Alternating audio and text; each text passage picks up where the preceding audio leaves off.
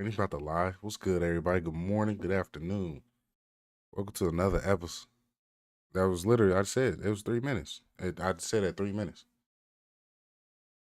It's literally, it's been a whole minute. I told y'all at 3 minutes. We're here now. Yeah, at 3. Yeah. No, I said at 3. I said at 3. Well, in 3 minutes is literally in, what is it, 180 seconds. And then you're looking at 3. It's literally at 3 minutes when you're looking at when we started. So, but that's not why we're here. Yeah, yeah, yeah.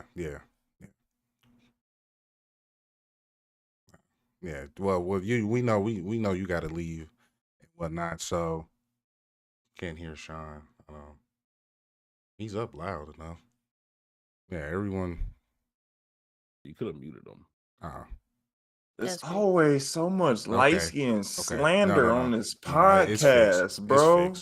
It's fixed. Yeah, why is there so much light skin slander on this thing? We don't like you, light bright. Shut up. Right on, Mace. But no. There's a lot to talk about today. I got to get some shit off my chest. I'm feeling some type of way about a lot of things. Oh shit. Yeah, I got a lot to say because it's like I got 2 other podcasts that I've been invited to talk about music, and so it's I'm about to legitimately hurt some feelings because I'm about sick of it. I've been ignoring it. I've been quite cordial lately and keeping my mouth closed and looking the other way. Mm-hmm. I ain't said shit. I've been cool. I've been nice. But we're going to wait for that segment to happen because we got a lot of other great news to talk about. Sean Destiny's looking good for my bro. Greg playing Stellar Blade. We got Lady Gwinnell doing her stream thing, showing everyone the deliciousness of anime. I seen you streaming, girl. I seen you streaming in your Discord. You know what I'm saying? I'm going to shout you out. But before we get started on all these topics today, how y'all feeling? How y'all living? We good out here grinding, grind don't stop, sleep diminishes, but gotta get the bag. You can sleep when you're dead, you know what I'm saying? How you other 2 niggas living? Hey, shit. Yeah, I mean, if your notifications is on, you seen how I was living last night on the Blerd Lines stream. We knocking out raids like hot cakes, like I'm a baker or something. We putting these bosses in a blender, you know what I'm saying? And we carrying people to do it too. So, I'm living good. I'm getting exotics. Yeah. I'm getting what I need out of Destiny right Sean now. is living like he doesn't sleep. Like this man has been rebitten by the Destiny bug, and it's just. I gotta give credit where credit is due. Even when niggas annoy me, I'm proud of what niggas is grinding. Bro has been doing his thing. Like he leveled up. He got his stream going. He got his fan base up. He got people tuning in. Sean has amplified the Discord swell. Like his section of the Discord is always popping. I've seen. I can't remember the name, but he's always streaming his video straight to the Discord. Daraje? Yeah, like each night y'all doing y'all thing. So credit is, you got to give credit where credit is due. Sean is really out here doing his thing. I'm proud of him. You keep doing your thing, man. I'm happy for y'all. Appreciate that, man. It's been a little fun, messing with the newbies and getting them together. So as long as you're having fun, that's all I care about. I have absolutely noticed a lot of new light hanging out. Yeah. Getting the next generation ready, huh? Yeah, I mean, honestly, I ain't gonna lie to you. When they put the sale up in the PlayStation Store, like they made giving away 3 expansions for $15 right now. So it's got a lot of people checking the game out, and I've had Facebook friends hit me up. I've had old coworkers hit me up. You know what I'm saying? I've had random people that I haven't talked to in years hit me up like, "Hey, do you still play Destiny?" And I'm like, "Yeah."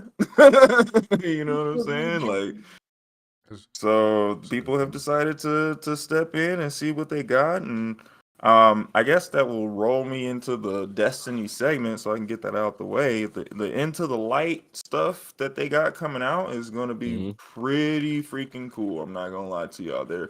I mean, obviously there's some weapons and stuff that's been brought back, but there's some new stuff and new activities to do. There's some revamped activities from past years that they're bringing back, and it's free. Everything is freaking free. So I'm very excited. I'm interested to get the new lights and new guardians into it for real, because these are some stories and some missions that are really a part of the staple of Destiny. And a lot of people were mad when they got vaulted, but now they're back. So as of Tuesday, you know what I'm saying? If you guys want to pop in, play with your boys, you know what I'm saying? Kick it with some of the other guardians that I play with.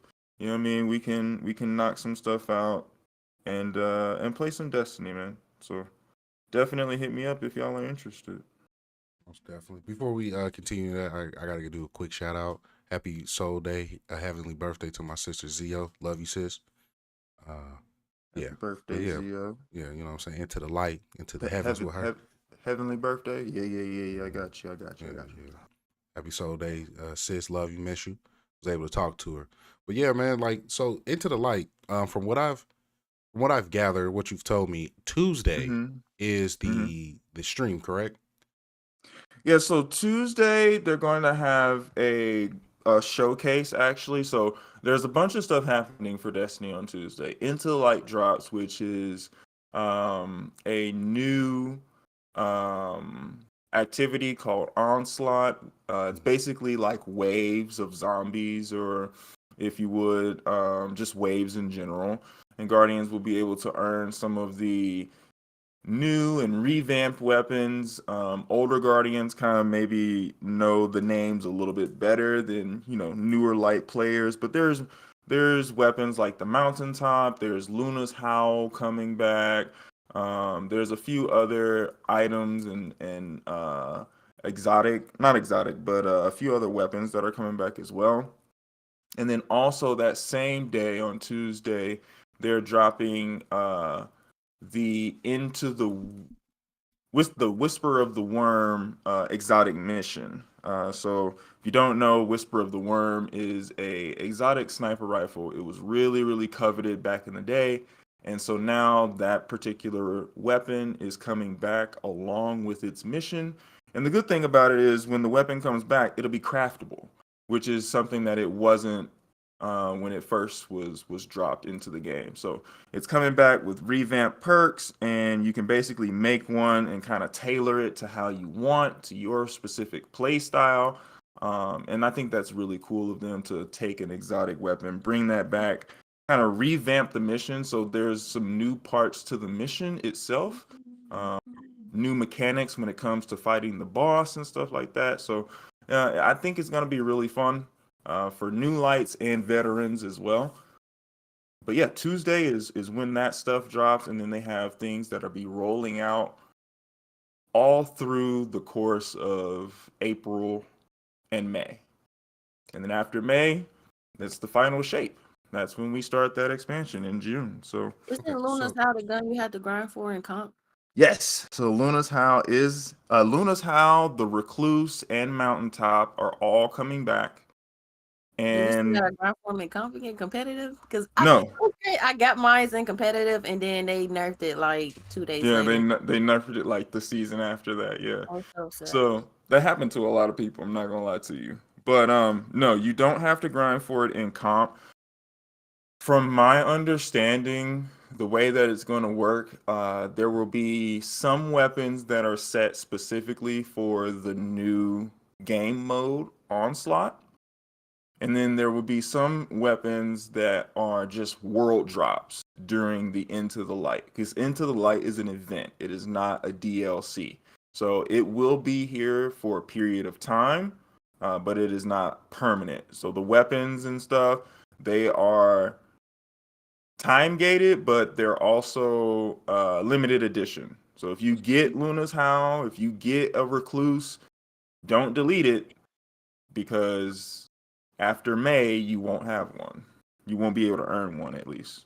Okay. Disgusting. So they're prepping a lot for you guys. Oh It yeah. seems like, and I think that's really good because um just from the people that I've seen on the outskirts or on the outside looking in, a lot of Mm-hmm. people are saying like, "Oh, Destiny's dead. They're missing," Mm-hmm. or like Yeah. Helldivers is giving more content. And even I stated like to some of the guys, my other homies back out in Chicago. E-rank. They said like Helldivers is like they're bringing something new, and I had to inform them like, no, it's not something new. They're just doing what Destiny is supposed to be doing at this point in Mm-hmm. time. Mm-hmm. And it seems as though the content is coming out. They're literally bringing up like the big shebang, and I feel like this. I think this is a good route for them. Is getting the vets in to get guns that you guys heard of or you guys got in past games that are Right. quite valuable. Right. And then like you stated earlier, it's good that you're one of those veterans that's like, oh, we got newbies. I got to coach them up. Let me show them the way. And Right. so I believe that's what they're doing is quite valuable to not only the community of Destiny, but the game itself, and just prepping it for its final ride.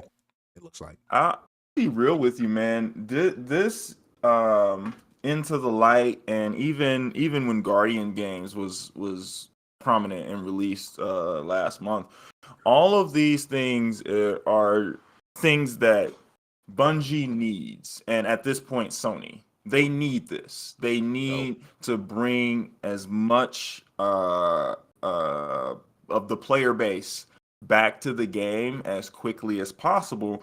And the best way to do that is to tug on the strings of nostalgia.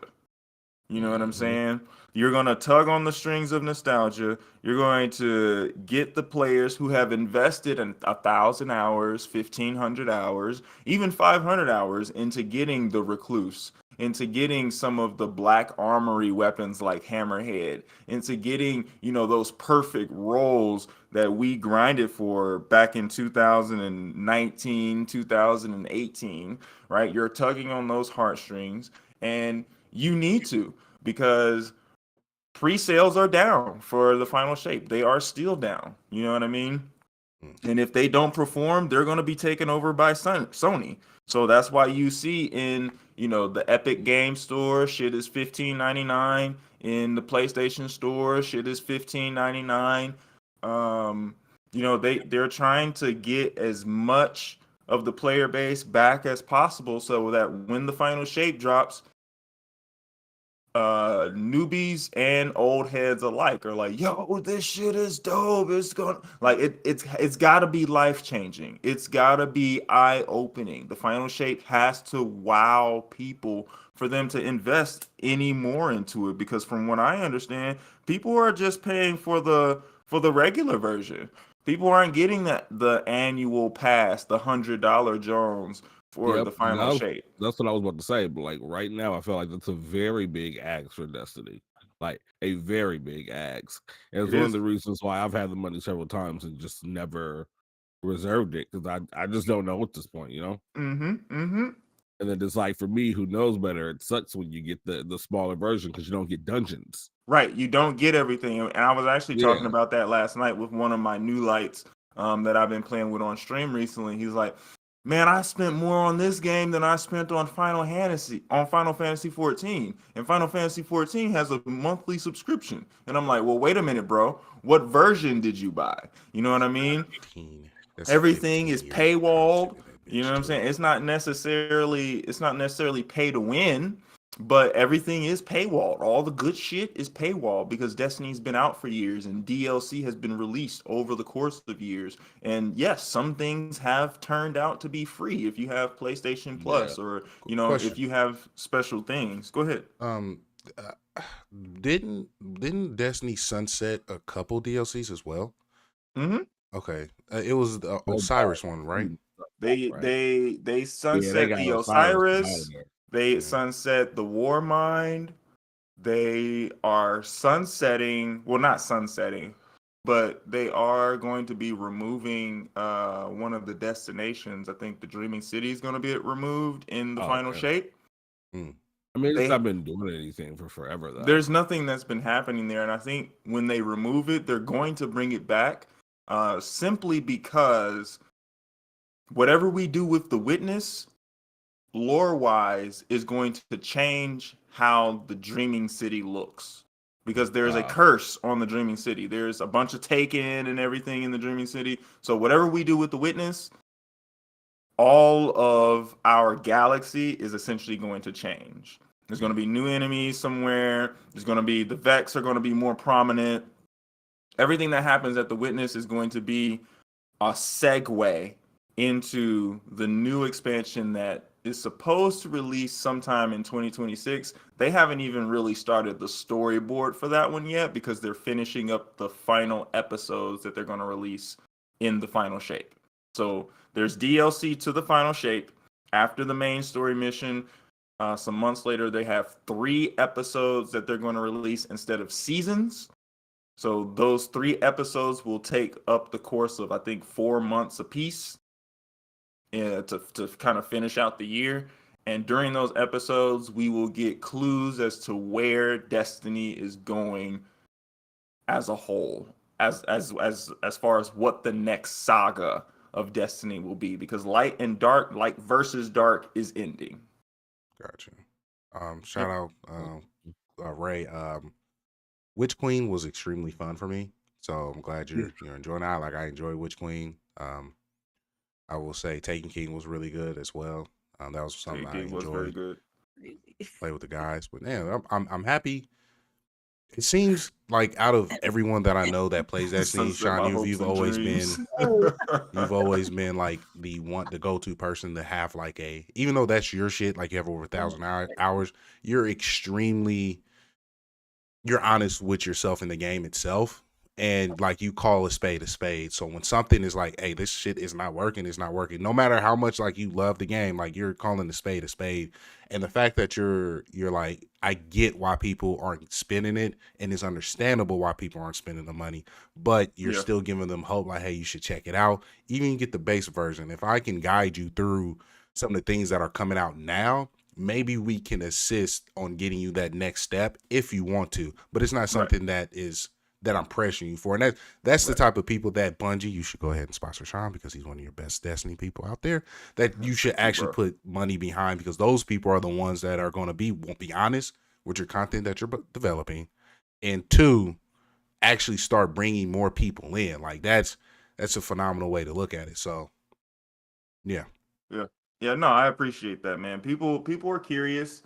I'm always down to play. You know what I'm saying? I stream daily almost, you know what I mean? But no, I definitely think that people were curious. I'm glad that people are curious, but I do temper people's expectations. Like, listen, if you want to play all the stuff, you got to get all the expansions, you know what I mean? And it sucks for those newer players, because we were talking about how the game itself doesn't necessarily teach players. It is community based. You have to look up YouTube. You have to know somebody that plays, you know what I mean?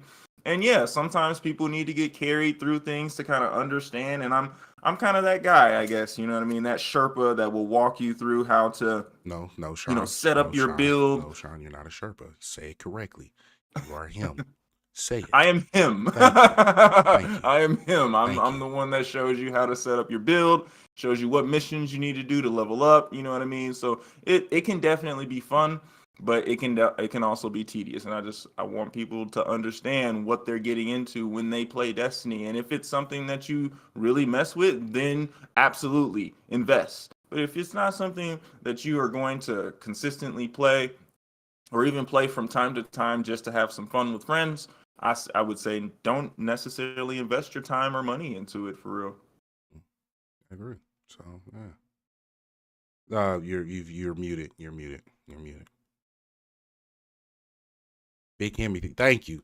Adopt the ways of him. If that's your shit, if that is your shit, if that's your area, I'm moving forward. If this is your shit, if you claim that as your shit and you are proficient in it, that's who you are. That is who you is. You are him or her in that particular area. Flex your shit. If I carry your ass, nigga, I'm him.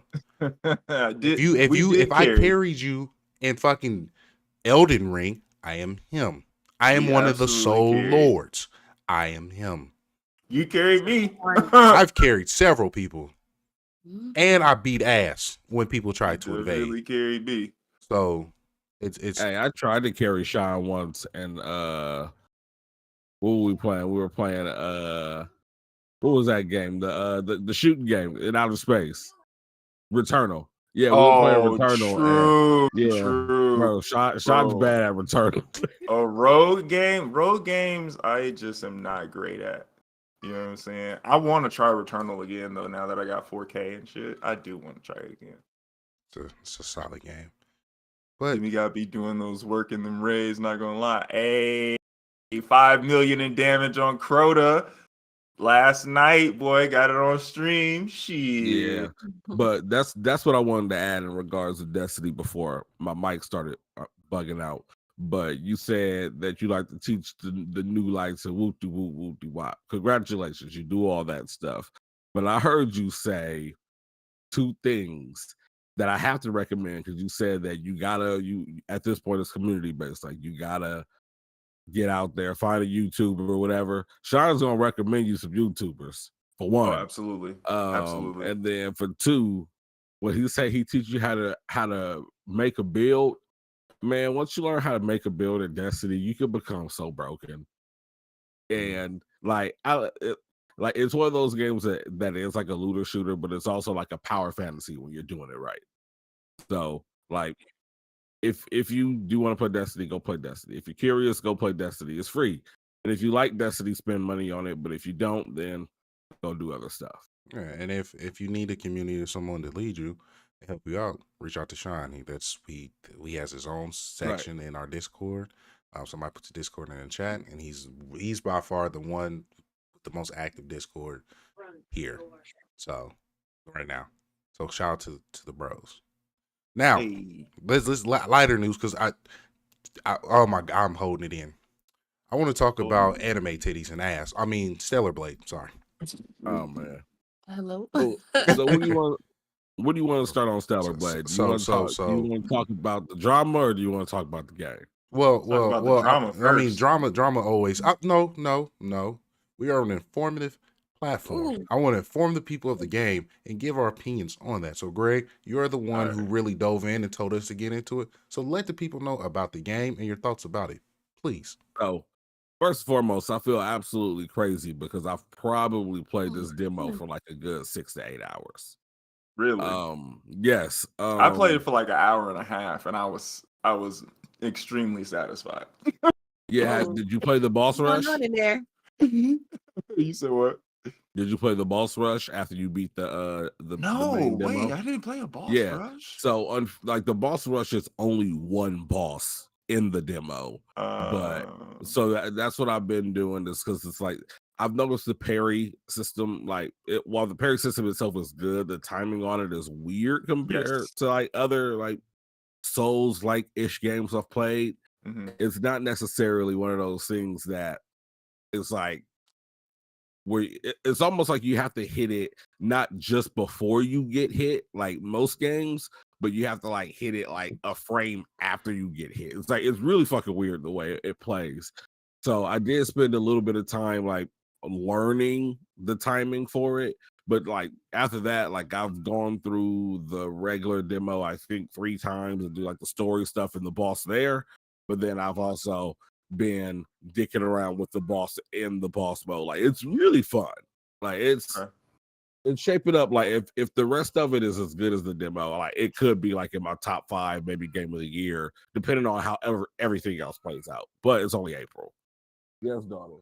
Okay, that's good. Yeah, it comes out at the end of the month, and I am this close to pre-ordering. I think I actually will end up pre-ordering. Not gonna lie to you, but like the hour and a half that I played of the story in the demo, like I thoroughly enjoyed it. And the music is kind of fire, right? Man, I can't wait for the soundtrack. I'm gonna add it to my playlist, sir. Yeah, it's a vibe. That's one thing I did check out. Music is actually really decent. Definitely gonna add that to my playlist. It is. So, question, Greg, how do you like the fighting mechanics in that game? So have any of you guys ever played Near Automata or Yes. Automata, however you like to announce it? Yeah. Okay. So it is, imagine, because I would say it's more of a Souls light than actual Souls light game. Right. So it kind of like falls in that realm of like Jedi Survivor and Jedi Fallen Order. Yeah. I would say it's harder than those games, but Really? it's like I think maybe just a little bit. Maybe it's because I feel like the parries. I mean, you play on hard mode, I do. but in normal mode on Jedi, the parries are really forgiving. Okay. Like you can almost like do it a second after getting hit. I feel like sometimes they'll still give you the parry. Gotcha. So like maybe your experience is a little different, but at least in the regular modes, I do feel like Stellar Blade is a bit more difficult.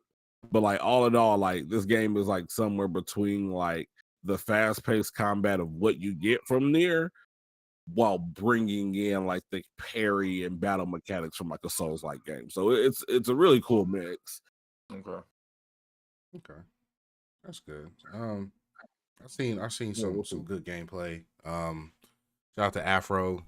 He's showing me some good mechanics. Camera angles on that game is crazy. Man, yeah, Wild. it definitely has jiggles in it.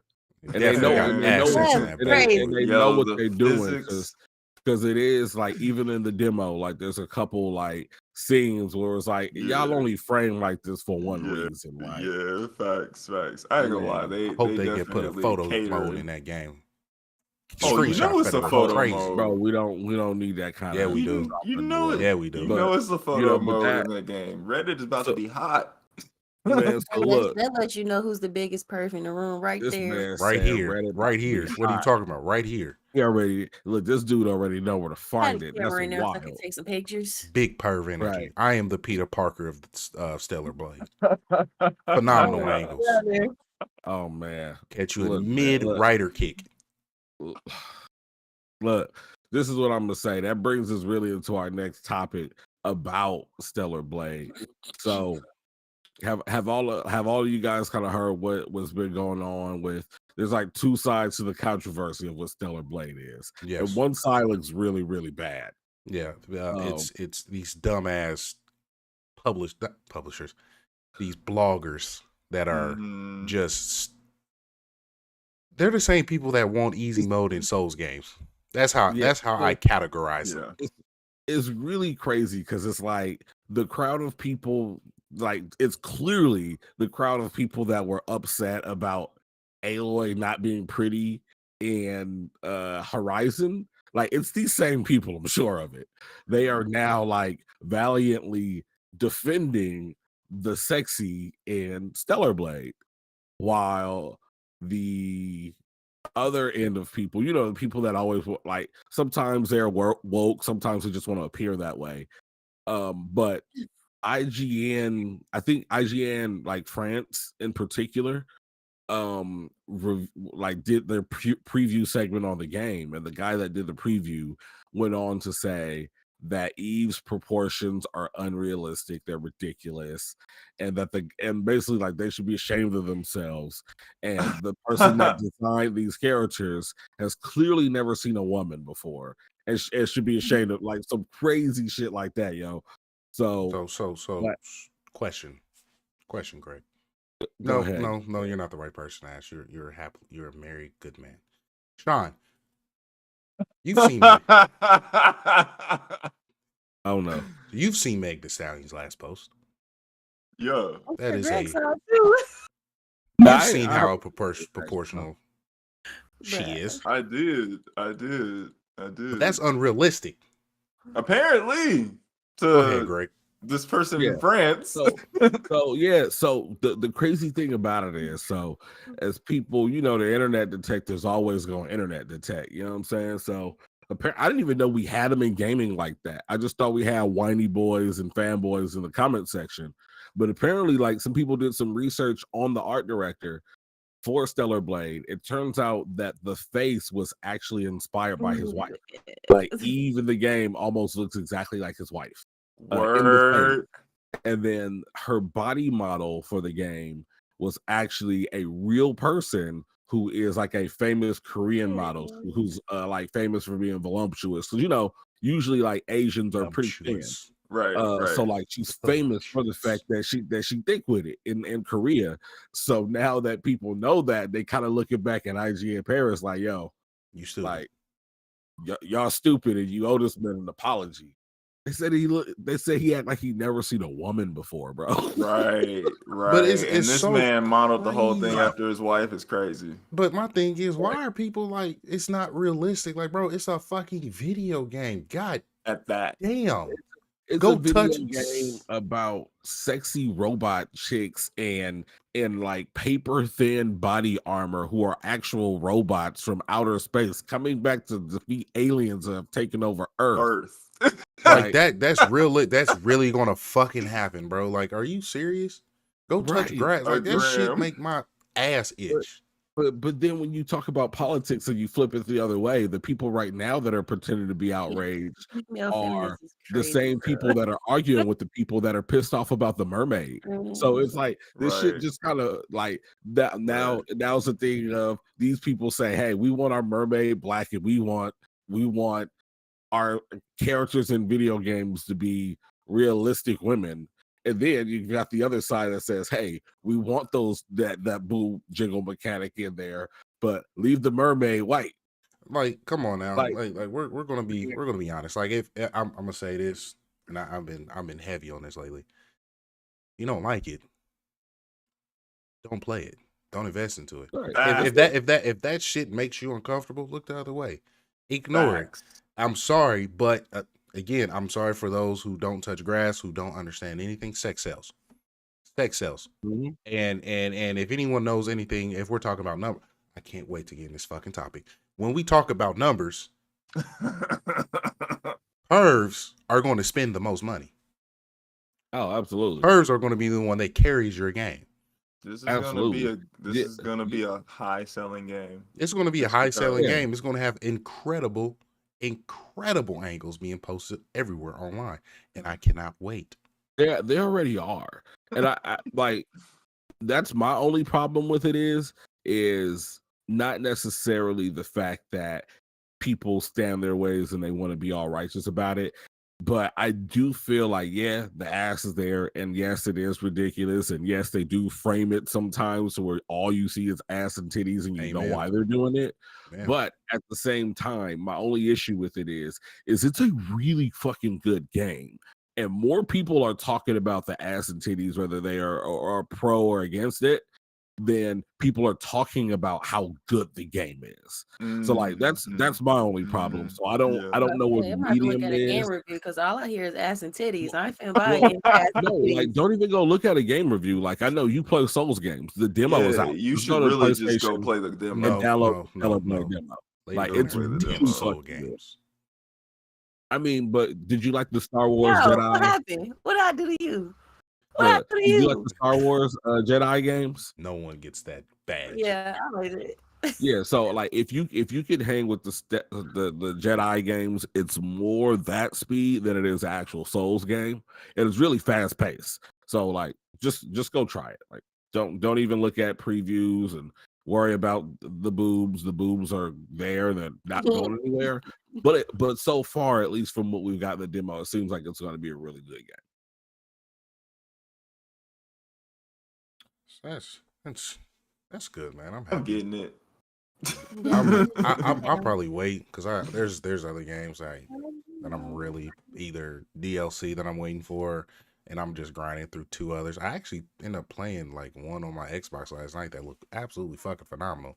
That I'm like, this is a parry game. It was like the Western zombie game.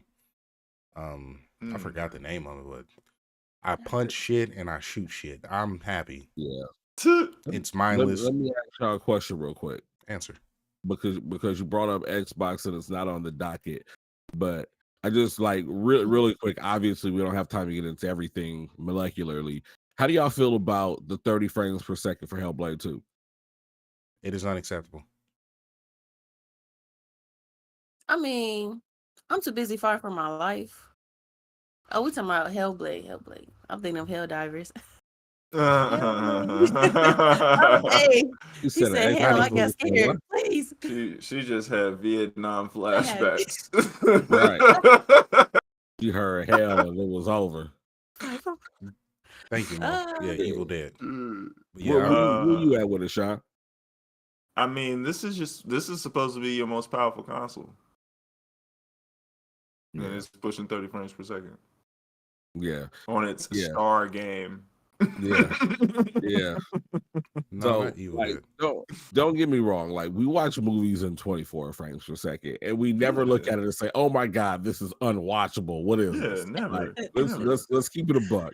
But like, where I am on it is my only thing is I feel like if it was an artistic decision and are like, hey, we want this to be a cinematic experience, so we're locking it to 30 frames on PC and console, I would be like, all right, movies are shot at 24. You probably don't want to play at 24. I understand for cinematic artistic reasons why you are locking it to 30 across the board. But on PC, you can change the frame rate. I'm about to say, I really feel like you don't notice the difference on 4K anyway. So I think that locking it is just, I don't know. Forcing you to do Most 30 games frames have per second is kind of wild. Most games have a performance mode. Yeah, that's all they I'm do. saying. Yeah, but what I will say is, I guess a lot of people have been saying that it is absolutely positively a technical marvel. So Okay. I'm still excited to check it out. I've this is like the only game I'm like stupid excited for Xbox. So I think it comes out at the end of May. So we'll see. It's not on Game Pass, huh? No, it's Nope, coming it's to on Game Game Pass.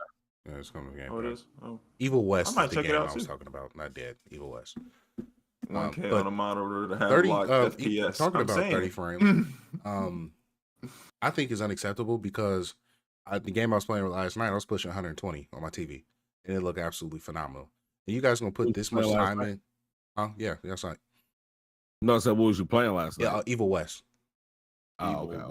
Evil West. It's on Xbox Game Pass. I was just derping around because DJ wanted to play me Madden again, and put that fatherly love on him.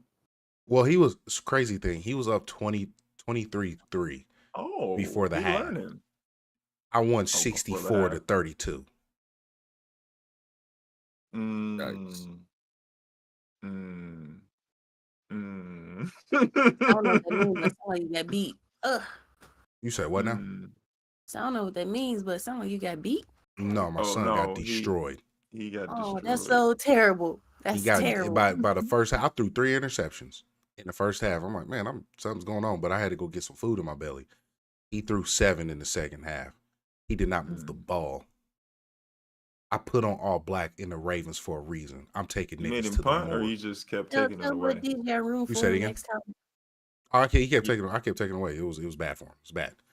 He talked all that trash. He was like, "Dad, I'm up." And showing his plays again. I'm like, okay. But anywho, Evil Dead. So like, my thing is 30 frames per second. It's unacceptable when this is one of your flagship games. You are trying to push the most powerful. You have the most powerful console out there on paper. And yet you're having these performance issues. But when your games come to another console, it performs better and is able to push it where it wants to be, which is very bothersome because again, you on paper have the most powerful console. Now, 30 frames per second is not.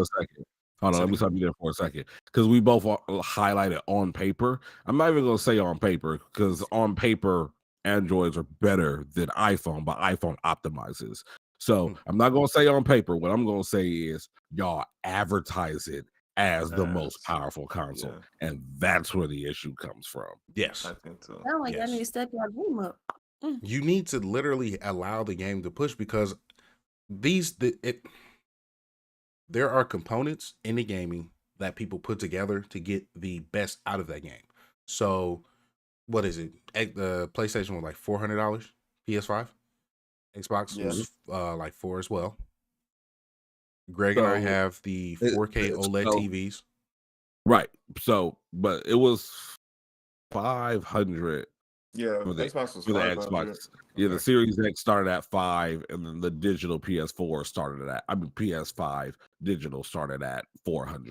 Okay. And, Just just putting out there. really stuff. Yeah. My TV, my monitor, both of them put together, $2,300 on top of the systems.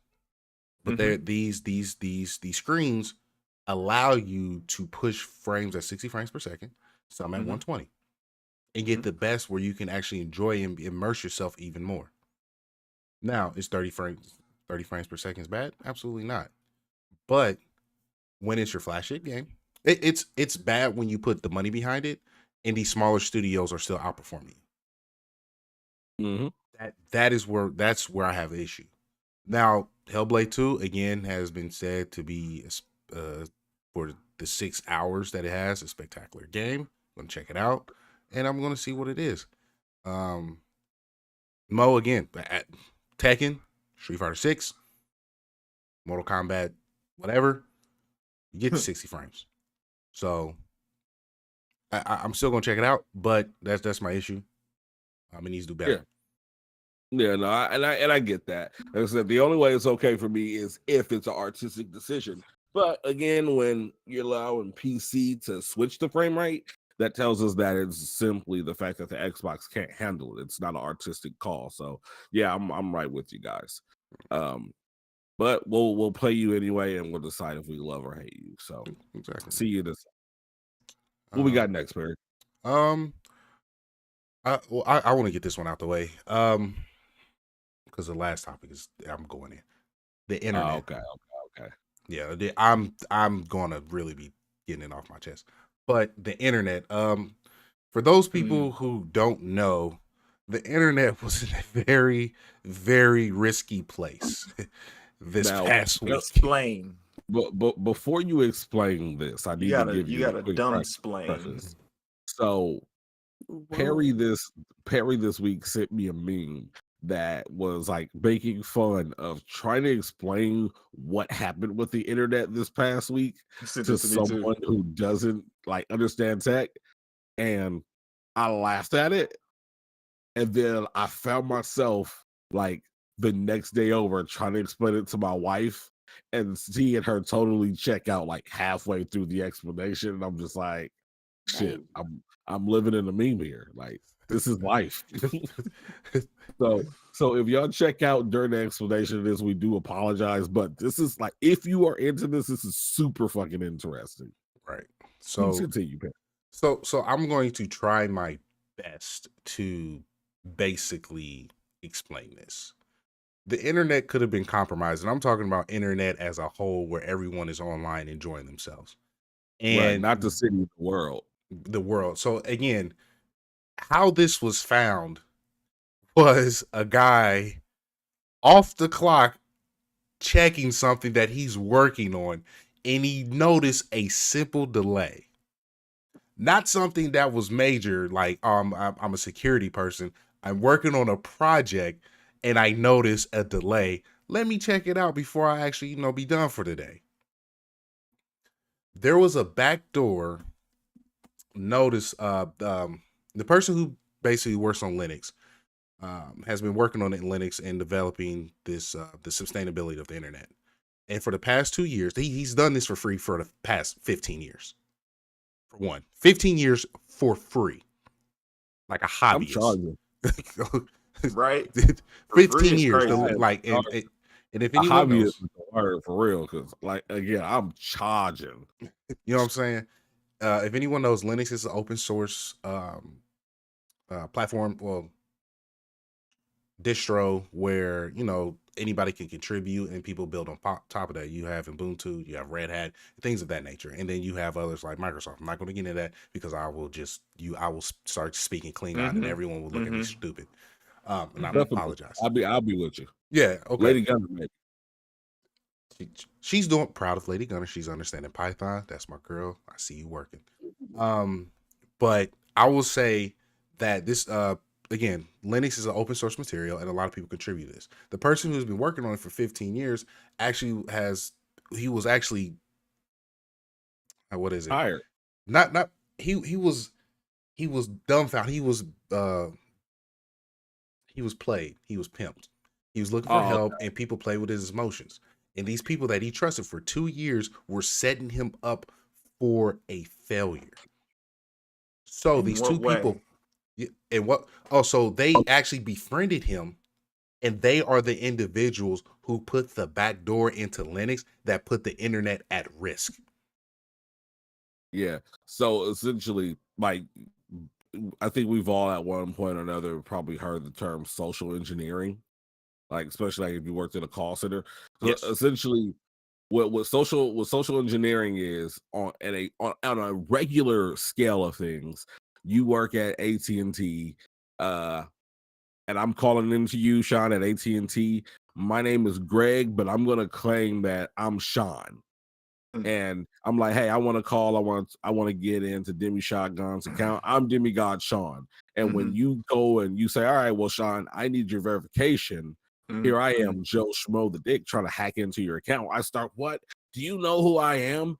And I'm essentially playing the game of outrage for you to just be, all right. Now because they don't want to issue, they don't want a supervisor call, they let me in the account. Now I can get phone numbers, I can change shit on the account, I can move the phone to my so on and so forth. So essentially what these guys did was took it to the next level over the span of, what was it, 2 years, Perry? Yes, 2 years. 2 years of just acting like this is your friend. They basically like social engineered this guy to believe that they was homies. Wow. Like, this is being like basically like freaking Ocean's 15. Like, okay, but like this man has been, so I'm just trying to, because I'm casual, right? Yeah, I got you. I got you. I know some internet shit, but like I'm casual. So like this man has been working on the internet for free the last 15 years. Yes. Right. And 2 of the last 15 years, he's been social engineered by some shiesty individuals to make changes to the internet so that they have a back door into the literal source of all the internet across the world. Yes. So here I got the paragraph. So it said, those memes about how the backbone of the entire internet rests on some obscure piece of code maintained by some saintly volunteer somewhere. Well, the obscure piece of code is called XZ Useless. A guy that's maintaining it has been doing it for free for the past 15 years. And when he has finally was burning out and looking for people to help him take over in maintenance of the code, he became the victim of a 2.5-year con to gain his trust and use it to install a backdoor which will allow someone with the right key to break into every single Linux server in the entire internet, period. Now, what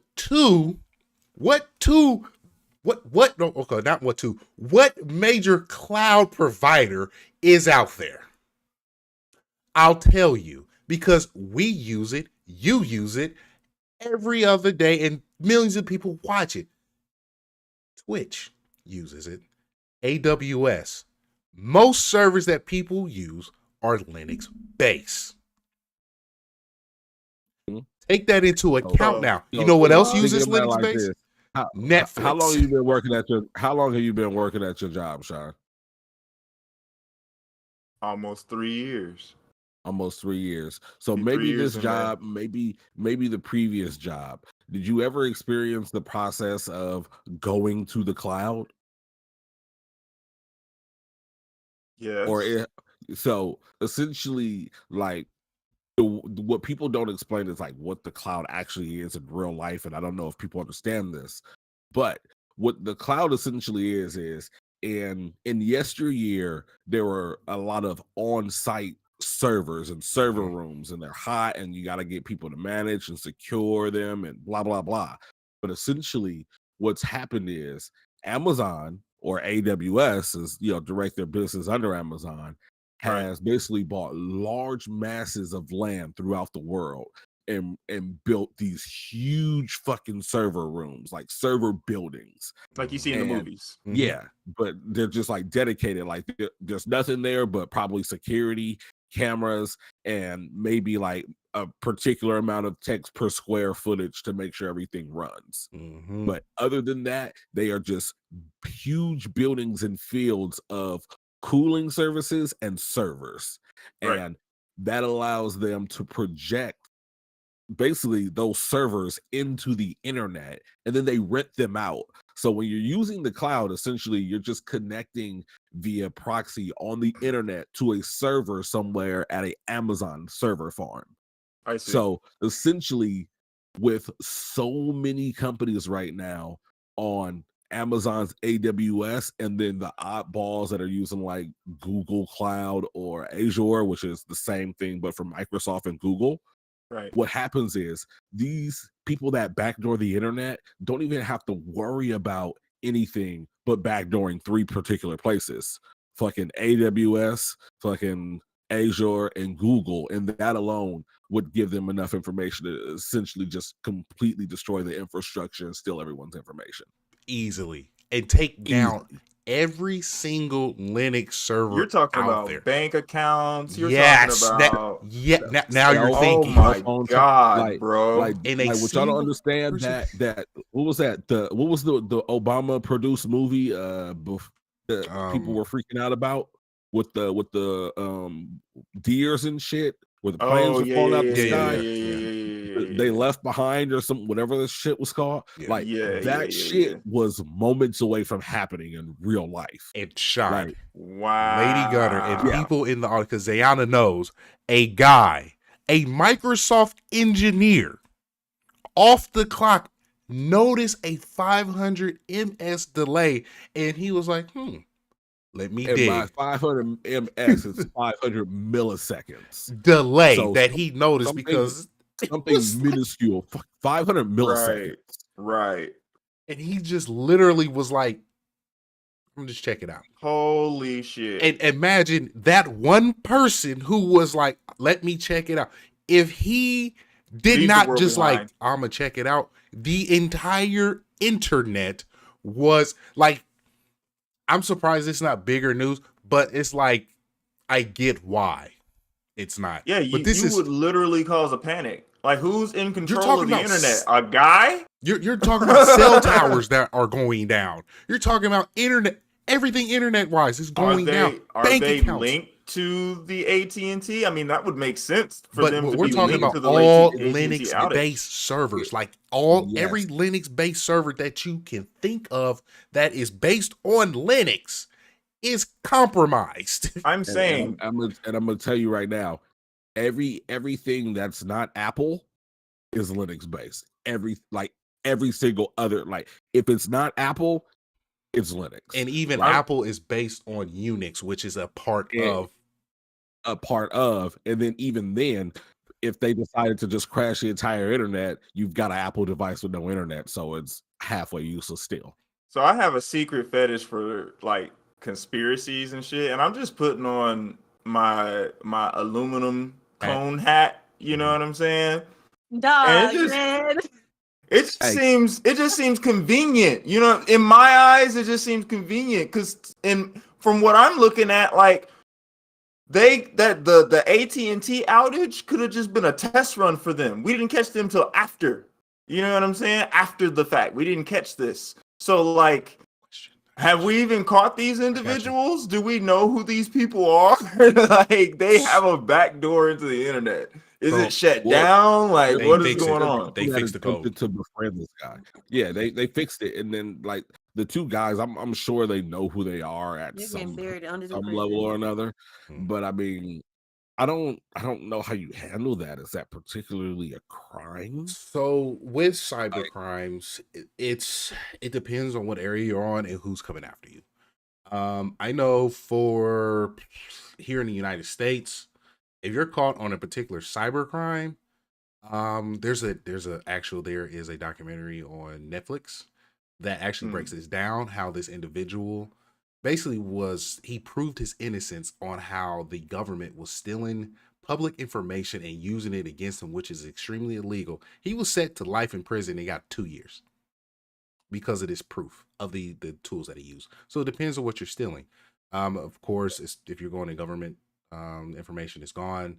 But Linux is open source, which means anybody can contribute or anyone can break it down, which Linux is so huge and people contribute to it that you're going to get found out. Now, if they try to use it for malice, evil ways, then it would have been a huge crime. But I haven't seen too much. As far as with the cell towers going down, Sean, that you mentioned earlier, that was a Cisco issue. And luckily, you know somebody who dealt with Cisco. Hi, my name is Nick. And we dealt with that shit at Circle K. And Cisco, again, no one talked about it. I was there. Circle K went down and they lost millions of dollars in entirety of in Canada because of a patch. So when you say Cisco, you're actually talking about Cisco hardware. Yes. They missed an upgrade. They're terrible, bro. They're so fucking bad. No. So this is what you have to understand. So my first tech job ever was at AT&T some years ago. Motorola and Cisco had a deal going on where Motorola was buying modems from them and putting their brand on them. And this fucking Cisco router, right, had a default setting, not a special setting, a fucking default setting in this modem in old people's houses where if you did not use the modem for 20 minutes, it would go into a power saving mode that would require you to basically every time you want to use the internet, completely disconnect your modem from the internet and re-plug it in and like reinstall and like fucking like authenticate on the system and reboot it. When I tell you Cisco is like fucking asinine with the way that they do things, and you can just go in and you can like log into like the user interface of the modem or GUI, and you could just take the setting off. But why the fuck is that just on there by default? Yeah, that's like they're fucking stupid. There's so many dumb shit going on right now. I fucking hate Cisco. There's a lot of dumb shit going on right now. And before we move on, Sean, because I know you stream on Kick, there's a guy that I found on YouTube. If you press F12, you'll see the same exact pinging going on for AWS that you will see using on Twitch. They're using the same exact thing. Exactly the same. Really? Yeah, I swear to God. I'll show you. Like, I'll screenshot it. Like, they're using the same exact thing. Because because this guy said people are streaming and they're basically promoting pirating on Kick. And that he was able to find that the other category. And they end up calling the person out who kicked on Kick. He ended up calling them out and they changed it. But if you look at the web browser, they didn't change it. So it's a lot to it. If I can find a link, I'll show you. But it was a that's a rabbit hole. That's bro. Oh, dude, I sat there and was like, oh, I have to see that. It was phenomenal. But that's hilarious. On a lighter topic, because we have almost like only 30 minutes. Invincibles. I will say this and I will say this only. Death by Snoo Snoo. Bruh. Listen. I haven't watched it yet. But you haven't seen it yet? I'm gonna try to watch it tonight. Yeah. We try to watch it with all the kids. We all been busy, but you can't watch this Invincible? You can't watch this part with the kids. You can't watch with the big kids. You can't watch this part with the kids. Death by Snoo Snoo. It's real. Is it worse than Nolan beating up Mark? Yeah, but because Death by I need you to you saw it on Futurama as a camera turned away. There's no turning away from Death by Snoo Snoo. Somebody gets killed by Snoo Snoo? Like literally by Snoo Snoo? No. He's talking about Anissa. Yeah. Yeah. I know she appears. Okay. But I need you to understand what she wants, she gonna get. Okay. Well, I think I'm gonna probably just watch the episode solo ahead of the family and judge for yourself. Yeah, and go from there. Okay, gotcha. How far back are you? No, I'm literally. I just gotta watch the newest episode from this. Maybe I might be too behind. If you're too behind, because this past episode that came out on Thursday was the finale. So. Yeah. I can't remember what happened in the last episode. I might be 2 episodes behind, but I've been keeping up. Delete your comment because Greg hasn't seen it. Spoilers, Mo. Yeah, Spoilers, Mo, because he's literally he didn't even read the comic. I mean, that's fine. I don't care about that. Okay, Like, yeah. I'm not gonna be mad at I'm very interested in season 3 though. I can't wait. But yes. Yeah, can't wait for season 3. They're already talking how they want every episode of season 3 to feel like a finale, essentially. You know what I'm saying? And kind of leave you on that kind of cliffhanger vibe. So yeah, I can't wait. The entire season, because I had to catch up actually, before I watched the finale. The entire season, again, just like season 1, dope, beautiful animation, dope story. You know what I'm saying? They make a few adjustments here and there as needed, but like, yes, absolutely yes. If you have not watched Invincible, you need to catch up. You need to catch up. You haven't watched season 2 yet? It's beautiful, bro. It's beautiful. That's wild. I just seen some wild shit. But yeah, I'm actually, I've read it. There's one fight and one fight only, and I need Battle Beast to come through. That is the one fight. Like, y'all don't understand how I'm ready for it. Like, Battle Beast, when I first saw him, immediately went to the fucking comic. Like, who is this phenomenal creature of strength and power? He is speaking Perry. So, Battle Beast hard, man. Battle Beast hard. It's like, I don't know nothing but beating ass. Him and Thrag, I cannot wait till they animate that. It's gonna be completely. It's gonna be red, bro. It's gonna be a red episode. Mark needs to tighten up. Like, my boy, like, that was your mom. Yeah. But after this, we gonna meet.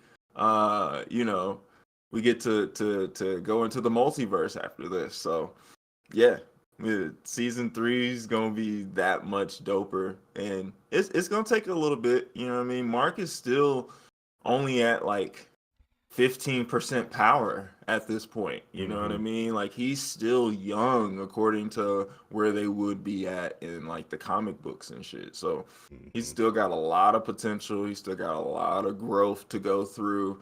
You know what I mean? We got a lot of side stories to catch up on too. So there's a lot to be had in season 3, and I'm very excited. Can't wait. That's good. Lady Gunner, how you been? You've been quite quiet. You over there just chilling. What's going on? What's on your mind? Talk to me. I know, I'm listening to you. I'm just looking up Invincibles on my Amazon. Okay, that's good. I'm gonna watch that tonight. That's good. Yeah, definitely. Have you seen season 1? Mm-mm. Oh shit! Lady Gunner. All right. I'm telling you right now, it's gonna be okay. We're gonna have to come back. I'm gonna have to just keep a mental note and ask you how you liked it next week when we come up. Like, when the last episode happens, I'll fly out and I'll hold you, because it's gonna be okay. Because I know how sensitive you are on certain things. Yeah, the last episode of the first season is different. Don't do this. Oh, she needs to watch X-Men first. That is very true, Mace. That is very true. Okay. He did send me the link. X-Men is X-Men is X-Mening. I feel like a child when I watch that show. With X-Men, can we talk about how this last week's episode was pretty much almost about nothing and was still fire? Wait, I ain't seen it yet. You ain't seen it yet? So the story like divides into 2 segments. The first half of the episode is literally the wild adventures of Jubilee on her 18th birthday. And then the second half of the story is the beginning of what's going on with Storm and Forge on the path to try to bring her powers back. And really nothing happens, but at the same time everything happens. And but the most important thing is Jubilee finally learns how to use her powers within battle. and the scene involves a dope ass homage to like Naruto using the resin shuriken for the first time. So it was like it was a really cool moment. So like just go check it out. Back. Yeah, she's still working on it. She's still working on it. Okay, you know okay. We got some hope for Who's your Storm. favorite X-Men from like the old ones? Who's my Storm favorite? has always been my favorite. Oh, it's been Wolverine for obvious fucking reasons. Right. Yeah, same. What's yours, Greg? Storm has always been it. Yeah. And Sean? Well, no, I've always been a Logan fan. Always. Well, can I change my answer? Mm-hmm. 5-star. It's because of him. I love the Juggernaut, not because of the show. Yeah, because of the YouTube videos. Yeah. I will say they made Logan look more tough than like he is in the 90s cartoon show. But I mean, in the you comics, think he's more tough now? Well, no. I'm talking about in the like they made him look more tough to the team essentially. You know what I'm saying?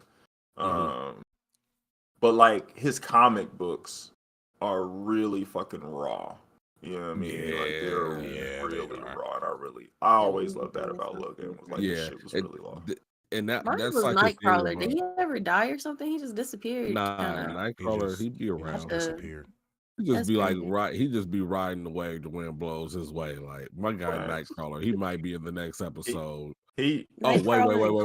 Speaking of next episode, have you watched the show yet, Lady Gunner? No. Because you're about to make me hurt you. you. Send me the links. I'm gonna decide between Invincible or X-Men. Look, I already told you you don't. I already told you you don't need a link. Just let me know when. Like it could be at 2:00 in the morning. I don't care. Just at me, text me, DM me, and say, "Hey, I want to watch X-Men," and I will put it in the Discord for you. Right. If you don't watch X-Men before this week is up, I will find you and I will destroy you. But before destroying you, I'm gonna pluck each one of the colored one of your faux locks out first. Okay? Don't make me do it to you. Okay. Not the color ones. That's right. racist. I'm gonna take the jumper cables and I'm gonna attach them to your septum. Okay, don't make me do it. I'm crazy. Nigga, Go watch the show. I think CEO, what's his name? CEO Pennyworth coming out. Pennyworth coming out. I'm gonna get real violent. Go watch the show. All right, let me close this season out there. So it's crazy. It is that time of the show where I've been holding back so much. I have now chosen violence. Well, not you choosing violence. We choose violence. We choose. Oh, excellent. We are choosing don't know violence. Shit about boxing. Niggas do not know shit about boxing, and I need to express myself. There is one. Here we go. It's because I don't know how this shit keeps coming up on my feed, because not only have I been unfriended, it's somehow I can't even look the shit up and go to that particular page. But I am sick of this dumbass individual. And I'm sick of this opinions, because if we're always talking about numbers, if numbers is always the fucking bottom line, why the fuck ain't nobody heard about you? But we're going to get to that here in a second. We are talking about Kendrick Lamar and J. Cole. Hey, J. Cole and Kendrick Lamar are... We're talking about that right there. And people are trying to say their beef is just not it. And let me go ahead and break this shit down, because I now have, Charlie, I hope you're watching, because I'm now going to have you and my boy Rich on the same platform, because we're going to discuss this. From 2011 to 2015, you know what rap beef that we sat down, we talked about the most? We talked about Chicago rap beef. You know who is the two main fucking topics of that? King Von and my boy FBG Duck. Those are two most disrespectful niggas on the track, and of course other Chicago rappers, because their diss tracks was sitting there talking about, I'm smoking on your dead homie. Am I right or wrong? Yeah, diss tracks at that point was not even talking about the lyricism or the amount of money you was making or coming at you as some type of metaphorical way. I am strictly telling you, nigga, when I see you, I'm going to smoke your dead homie and I'm going to roll you up in the next pack. That is what diss tracks were. But prior to that, and I'm not saying that I'm discrediting those cats, they are living a particular lifestyle which they deem as though I have to get on top of my op the quickest, and not in pause, no Diddy. Wait, you feel what I'm saying? And that there is I'm not discrediting both sides. Y'all did great music. Again, we lost legends in that aspect. I want to put that disclaimer out there. I listen to both sides. Y'all both have good talents. Right. But prior to that, when we had rap beef, because Greg gonna chime in, we had two niggas who were in New York who were terrifying on the mic. We're talking about that young man Nas, and we talking about Jay-Z. Niggas did not want to get in between of that rap beef. Even after that, we had this young nigga named Curtis Jackson going at everyone in New York, destroying shit on the track. Even beyond that, like this is what this boils down to. Like he building up, ever since the inception of hip hop. When you talk about Busy Bee and Kumo D, and they battle raps back when they were MCs hyping up their DJs and started dissing each other. You know what I'm saying? Like hip hop has been a competition from all times. At all times. It is absolutely skill based and technical based on a level that most other music genres aren't. And not to say that you don't need skill for those other ones, but it's a different thing. It forces a different type of creativity than it should. These days, a lot of rappers have writers and such, and for that reason, shit's a little weird. But true MCs understand that competition is part of this. With that being said, I said this on Facebook. I'm gonna say this again. This week, I have learned that 90% of people that want to talk on this topic don't know shit about boxing. They don't know nothing about battle raps. They don't know nothing about rap beef. They just do not know. That is what, Greg, you know what somebody told me on the interwebs, where I'll say, you got it, young man. That's my new thing. I'm not even going far. Like, yeah, you got it. You know what this man told me? What did he say? He said, because he said J. Cole and Kendrick Lamar aren't real beef rappers. This is poetic justice. And he's trying to say Pee-wee Longway is better than both of them. Because Pee-wee Longway, hold on. Hey, Sean, you know of Pee-wee because we both got nigga ears. He said that Pee-wee Longway, because he lives a particular lifestyle, means he lives that shit. And I had to break this shit down. Like, so where Kendrick came from and the homies that got him back don't mean shit of his background or his environment, does it? You know what he told me in my response? Because it was a lengthy one, because I had to break it down to him. I'm not reading that book. Them niggas are just poetic battle rap. I mean, poetic disagreement people. I'm like, you got it, bro. Because this is stupid. What's crazy is this. Like, thank you, I ran into a similar thing this week. Somebody had posted something saying that Pee-wee Longway can rap circles around both Kendrick and Cole. Are you serious?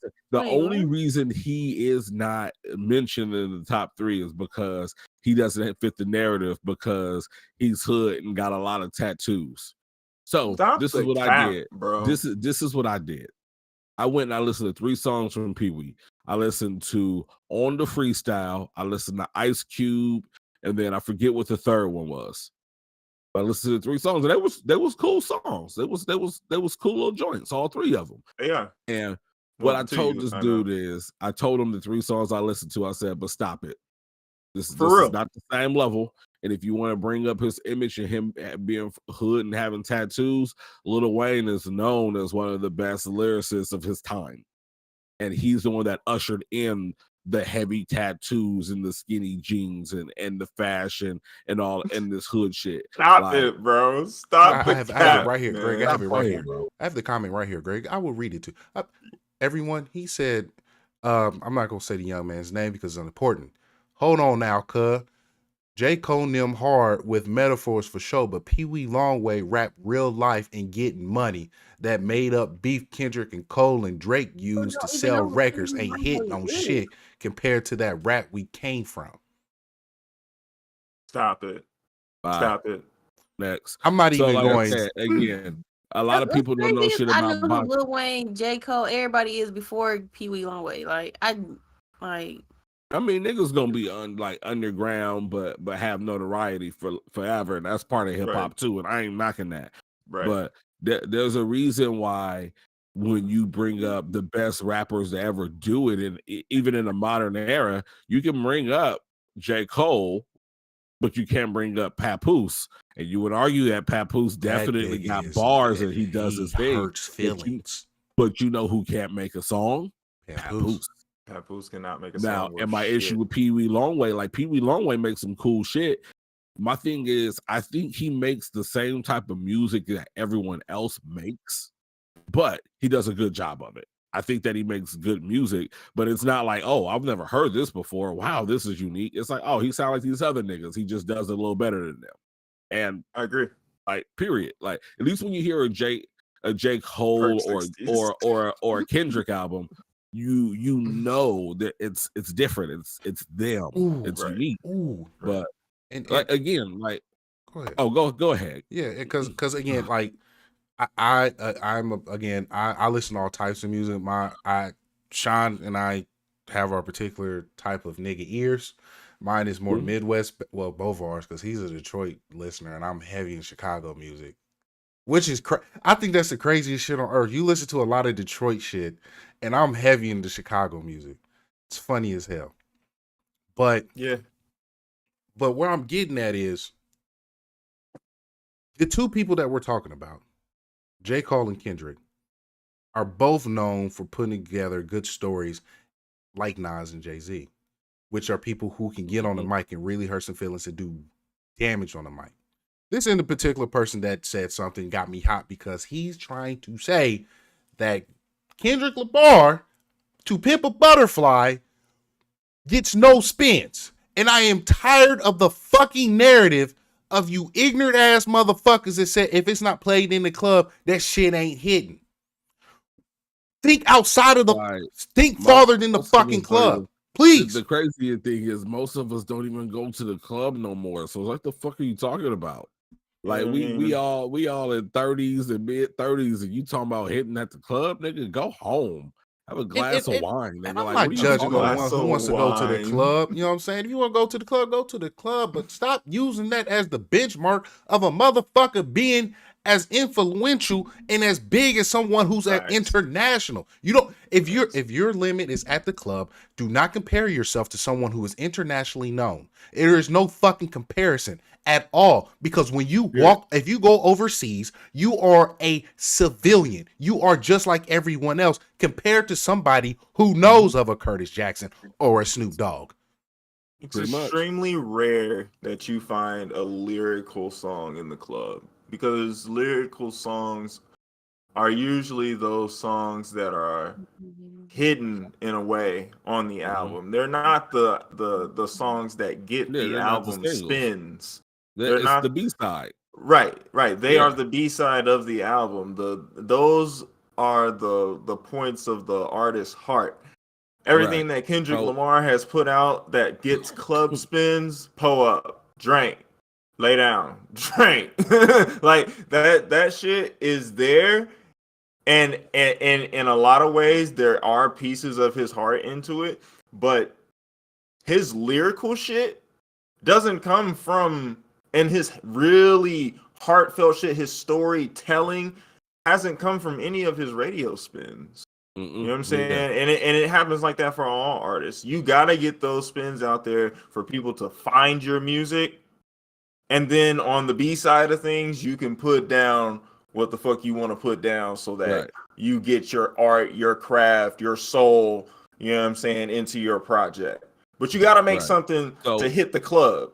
So let me and that's not the benchmark.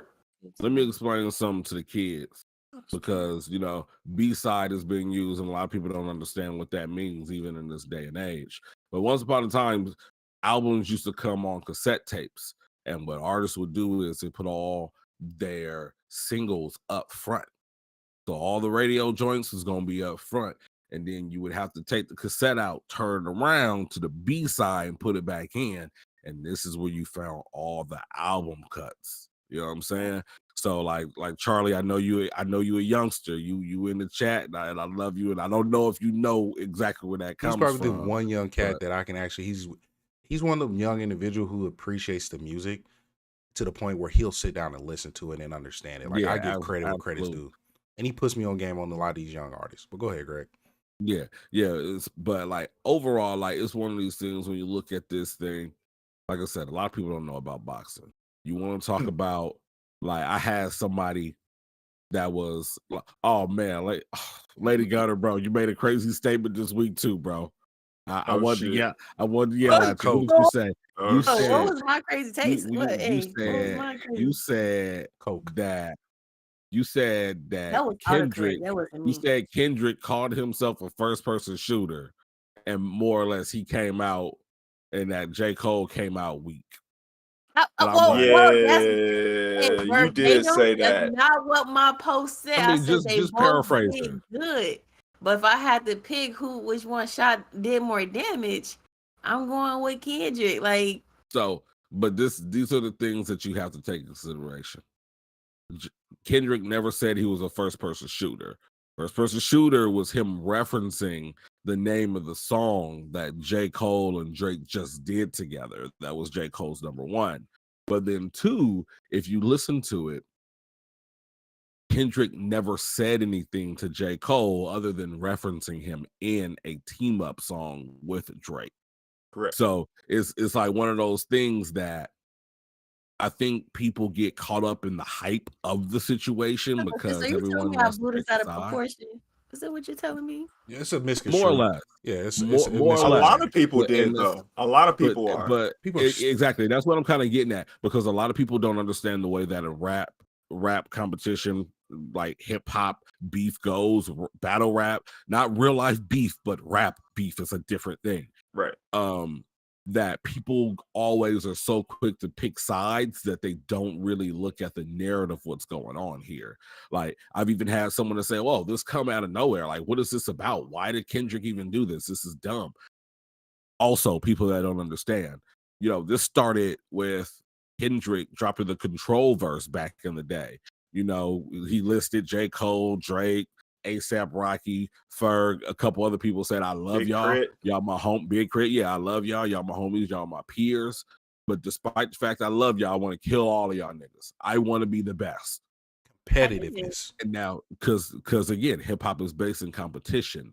This whole issue started because while all those other rappers, Big Sean and Mac Miller and all them was like, all right, man, shit, nigga, it's on. We all gonna do our best. I see you at the top. But Drake, being a soft kind of guy, took offense to it and legit was like, I just saw him last week and we shook hands and now he's on wax saying that he wants to kill me. Like, what? I don't understand this. Like, what? So the next time they ran into each other, Kendrick was like, what's up? Because again, it's just rap. Like, hey, if you got a problem, out rap me. Right. Drake didn't want to shake up with him. He was like, nah, bro, you say you want to kill me. Like, nah. So ever since that point, it's been up. And for years, these two have been subliminally making remarks about each other for years. That's why when Kendrick gets into it, the first thing he says is, you know what? Fuck sneak dissing. And he goes first person shooter and gets into the matter and addresses it. Like, this isn't from nowhere. And when we think about this, that's why I say, like, the thing with what Cole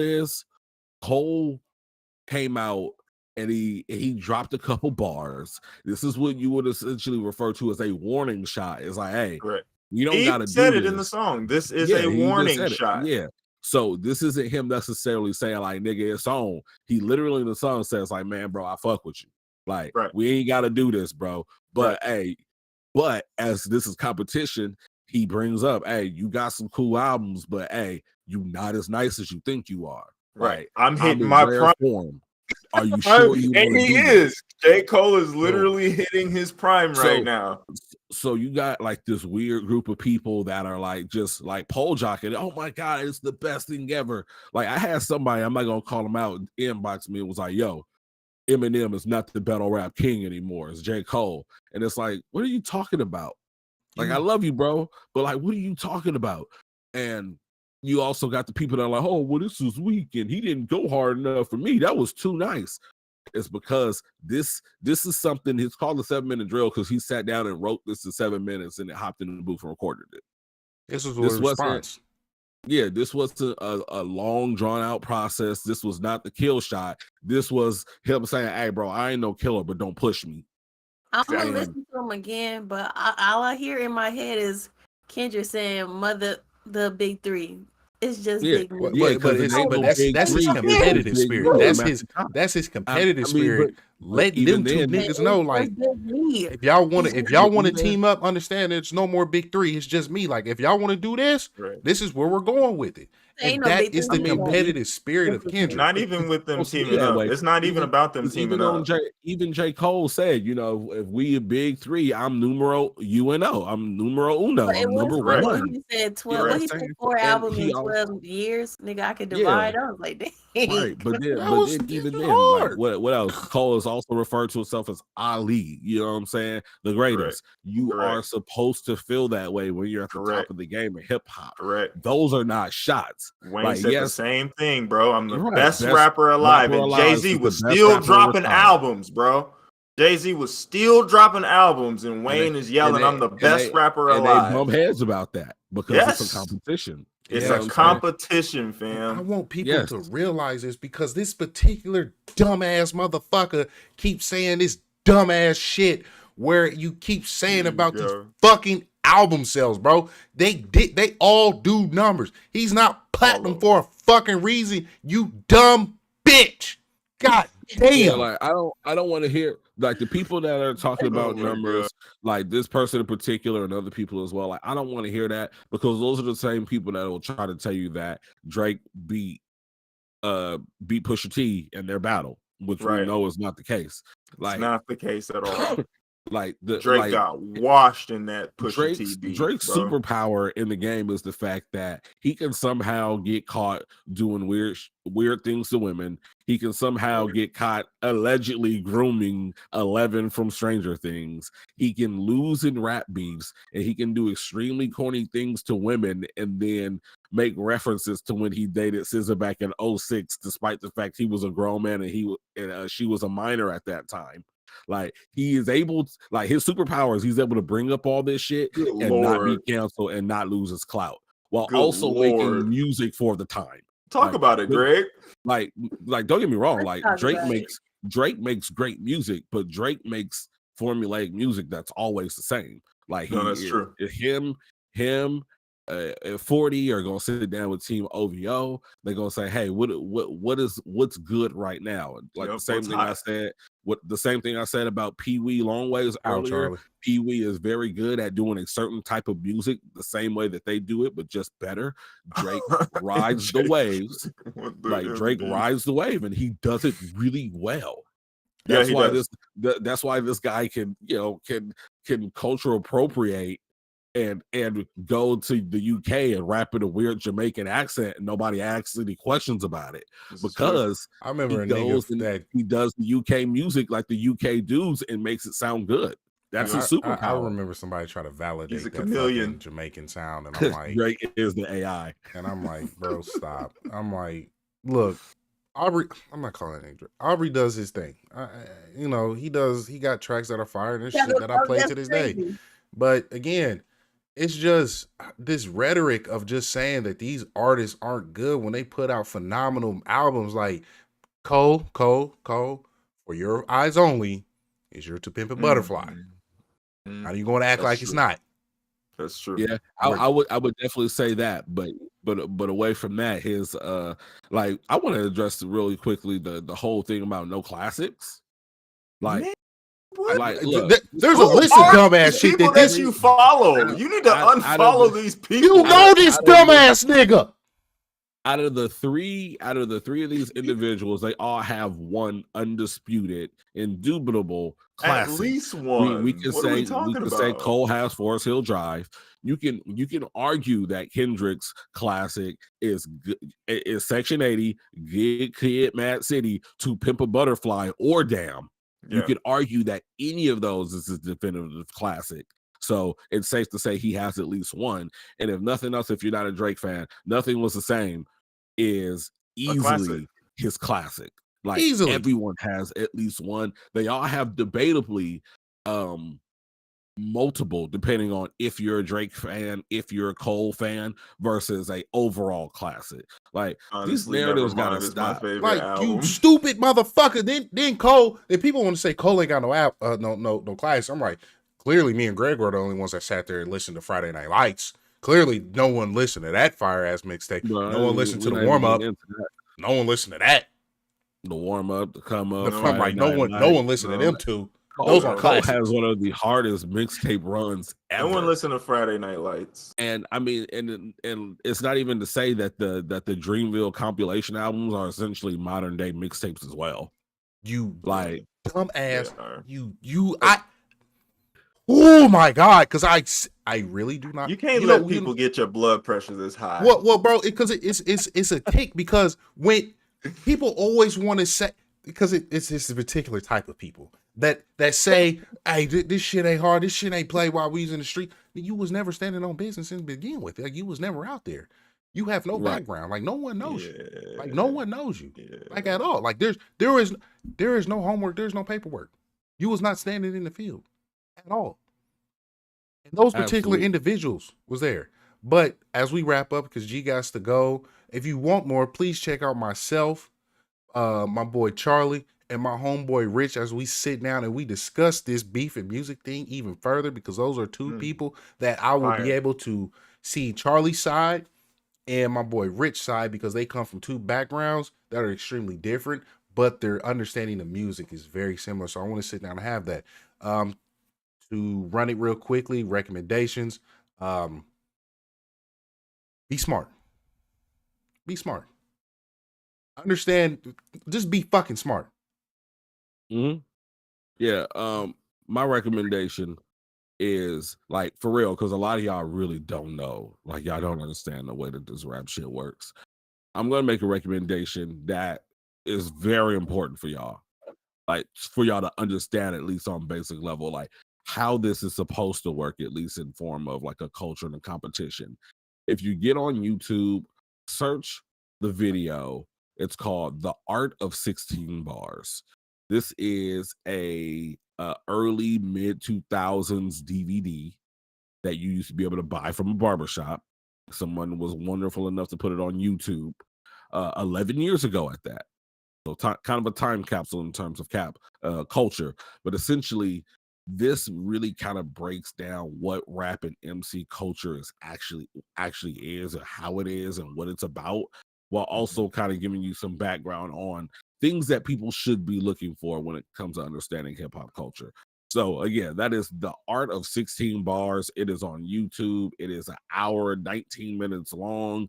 It will get you up to speed on at least understanding the basis of what this shit is all about.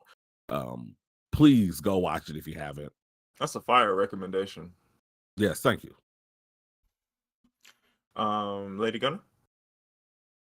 Hi, I'm Lady Gunner. My recommendation is that I'm going to come to Discord and watch X-Men, and you guys can come in here with me. Listen to the Kendrick and Cole album again, get into the rap beef controversy, and, protect your information, because apparently America can't do it for you. That's it.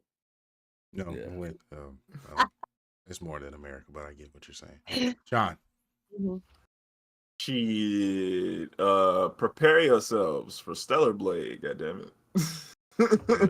For meat leg. So with that, I For want to thank everyone for pulling up. Thank you, King Ops, T Will, Ray, Zayana. What's a leg or meat leg? It is leg meat. I like meat leg better. Let's call it meat leg now. Oh. Please. Now, Mo, Mace, appreciate you guys. You guys have been Zayana. Y'all have been phenomenal. Humble. I can't wait. Smith in here. You guys, whoever you are, thanks for pulling up. Most definitely. Thank you guys for being up here and pulling up. If you haven't, please check out By the Guys podcast from yesterday. You'll have a good time listening to what they have to say in the FGC and their opinions on nerds. And with that being said, thank you, Greg, Sean, Lady Gunner, for another phenomenal weekend. You guys have a great afternoon, evening, or whatever. And please, for the love of God, don't be fucking stupid. Too late. Yeah, but again, y'all could have been anywhere in the world with us on this Sunday, but y'all was here with us, and that means the world to us. So with that being said, you deserve the heartiest gang. Have a wonderful week, y'all. Fuck that person's gang. Meat leg. Oh my God. Why y'all bringing up my PTSD?